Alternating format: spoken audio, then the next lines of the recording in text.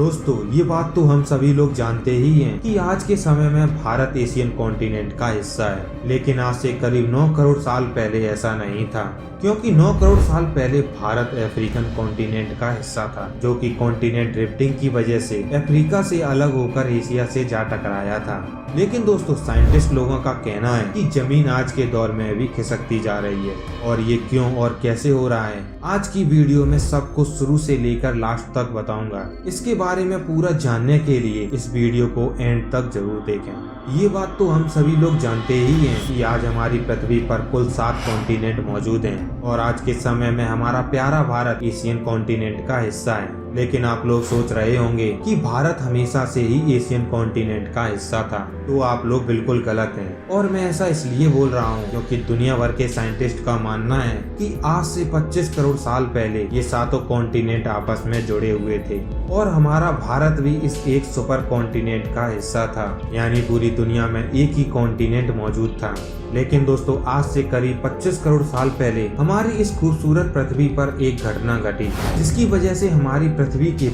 पूरे जियोग्राफी को ही बदल के रख दिया। और इस घटना की वजह से ये सुपर कॉन्टिनेंट 7 हिस्सों में बट गया, जिन्हें आज हम 7 कॉन्टिनेंट के नाम से भी जानते हैं। दोस्तों जब बात धरती की आती है तब हर कोई जानता ही है कि धरती के अंदर हर समय उथल पुथल होती रहती है, और ये इसलिए ऐसा होता है क्योंकि इसके अंदर मौजूद मैग्मा और लावा हर समय मूवमेंट करता ही रहता है। और वहीं दूसरी इसकी टेक्टोनिक प्लेट्स भी आपस में ही टकराकर इधर से उधर खिसकती रहती हैं। दोस्तों ये टेक्टोनिक प्लेट्स वो चीज हैं जिसकी मूवमेंट की वजह से ही हमारी इस धरती पर हमेशा वोल्केनिक इरप्शन और भूकंप जैसी घटनाएं होती रहती हैं। साल 1912 में क्लाइमेटोलॉजिस्ट अल्फ्रेड वेगनर की थ्योरी के मुताबिक दुनिया भर के साइंटिस्ट मानते हैं कि पृथ्वी पर इन 7 कॉन्टिनेंट की जगह पर मात्र एक पेंजिया नाम का सुपर कॉन्टिनेंट हुआ करता था। तब उसी समय पृथ्वी के अंदर इतनी भयंकर उथल पुथल हुई, जिसकी वजह से पेंजिया सुपर कॉन्टिनेंट, लॉरेशिया और गोंडवाना नाम के 2 पार्ट्स में ये सुपर कॉन्टिनेंट डिवाइड हो गया था। दोस्तों लॉरेशिया और गोंडवाना लैंड के अस्तित्व में आने के बाद से ही हमारी पृथ्वी पर बहुत से ऐसे चेंजेस आए, और साथ ही साथ यहाँ का क्लाइमेट पूरी तरह से चेंज हो गया, जिसकी वजह से पृथ्वी पर इन रेप्टाइल्स का जन्म हुआ। हालांकि जमीन के इस एक पार्ट्स के 2 पार्ट्स बनने के बाद भी ये सिलसिला यहीं खत्म नहीं हुआ, क्योंकि लॉरेशिया और गोंडवाना लैंड की जमीन के अंदर अभी भी लगातार उथल पुथल हो रही थी, जिसका नतीजा ये हुआ कि लॉरेशिया और गोंडवाना लैंड भी टूटना स्टार्ट हो गए। वहीं अगर देखा जाए तो लॉरेशिया कॉन्टिनेंट जब टूटा था तो ये एशिया, नॉर्थ अमेरिका और यूरोप कॉन्टिनेंट ने जन्म लिया, तो वहीं दूसरी तरफ गोंडवाना लैंड के टूटने से साउथ अमेरिका, अंटार्कटिका, ऑस्ट्रेलिया और अफ्रीकन कॉन्टिनेंट अस्तित्व में आए। लेकिन दोस्तों आपको ये जानकर हैरानी होगी कि जब इन सभी कॉन्टिनेंट के साथ एशियन कॉन्टिनेंट भी अस्तित्व में आया, पर तब हमारा भारत एशियन कॉन्टिनेंट का हिस्सा नहीं था, क्योंकि उस समय भारत एशिया की जगह पर अफ्रीकन कॉन्टिनेंट का हिस्सा था। हालांकि दोस्तों अफ्रीकन कॉन्टिनेंट और भारत का साथ ज्यादा लंबे समय तक ना चल सका, क्योंकि आज से 9 करोड़ साल पहले पृथ्वी के अंदर से दोबारा उथल पुथल शुरू हो गई, जिसकी वजह से हमारा भारत अफ्रीकन कॉन्टिनेंट से टूट गया, और भारत 10 सेंटीमीटर पर ईयर की स्पीड से एशियन कॉन्टिनेंट की तरफ मूव करने लगा। अब आप लोगों को ये स्पीड भले ही स्लो लग रही हो, लेकिन वहीं अगर कॉन्टिनेंट के हिसाब से देखा जाए तो ये स्पीड बहुत तेज थी। आप इस स्पीड का अंदाजा इसी बात से लगा सकते हो कि जब हमारा भारत एशियन कॉन्टिनेंट से टकराया था तब ये टक्कर इतनी जबरदस्त थी कि इससे हिमालय पर्वत का जन्म हुआ था। जैसा कि आप लोगों ने इस वीडियो की शुरुआत में देखा होगा कि धरती के अंदर बहुत सारी टेक्टोनिक प्लेट्स मौजूद होती हैं, जिस वजह से ही एशियन कॉन्टिनेंट से इंडियन सब कॉन्टिनेंट जा करके टकरा गया था, और तब इन दोनों की जमीन के नीचे भी टेक्टोनिक प्लेट्स आपस में टकराने लगी। दोस्तों जब टेक्टोनिक प्लेट्स आपस में टकराती हैं तो धरती की सरफेस पर धीरे धीरे बदलाव होने शुरू हो जाते हैं,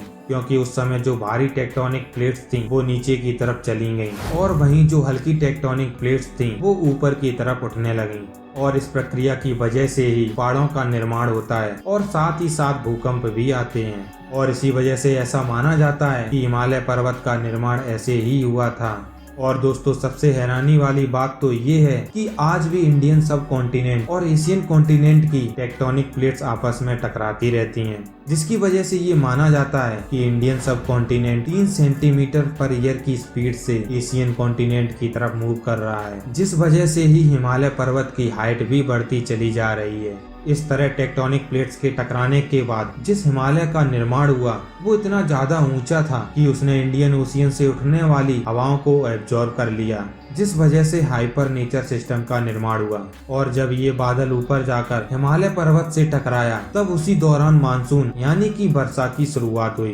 पर करोड़ों साल पहले स्टार्ट हुआ ये मानसून भारत में आज भी हर साल आता है, और इसकी इम्पोर्टेंस भारत के लिए कितनी ज्यादा है इसका अंदाजा आप इसी बात से लगाया जा सकता है कि बिना बारिश के भारत में जगह जगह पर सूखा पड़ जाएगा और किसान खेती नहीं कर पाएंगे। वैसे धरती के अंदर हुई जिस हलचल से आज इंडियन सब कॉन्टिनेंट फल फूल रहा है, वही हलचल एक ना एक दिन हमारे लिए दिक्कत पैदा कर सकती है। और ये मेरा नहीं बल्कि साइंटिस्टों का मानना है, क्योंकि उनके ही हिसाब से हिमालय के नीचे मौजूद टेक्टोनिक प्लेट्स में लगातार उथल पुथल चल रही है, जिसकी वजह से ही यहाँ पे अक्सर भूकंप देखने को मिलते हैं। दोस्तों साल 2015 में जब नेपाल में भूकंप आया था, जिसकी वजह से पूरा काठमांडू शहर तबाह हो गया था, साथ ही साथ बिहार और उत्तर प्रदेश जैसे इंडियन स्टेट्स में भी कई बिल्डिंग्स तबाह हो गई थीं। और इसी भयानक तबाही को देख करके एक्सपर्ट्स का मानना है कि शायद भविष्य में इंडिया में भी इससे भी भयंकर भूकंप देखने को मिलेंगे। दोस्तों हिमालय की बढ़ती लगातार हाइट और भूकंप जहां इंडियन सब कॉन्टिनेंट के एशियन कॉन्टिनेंट से टकराने की बात को लेकर सही साबित हो रहा है,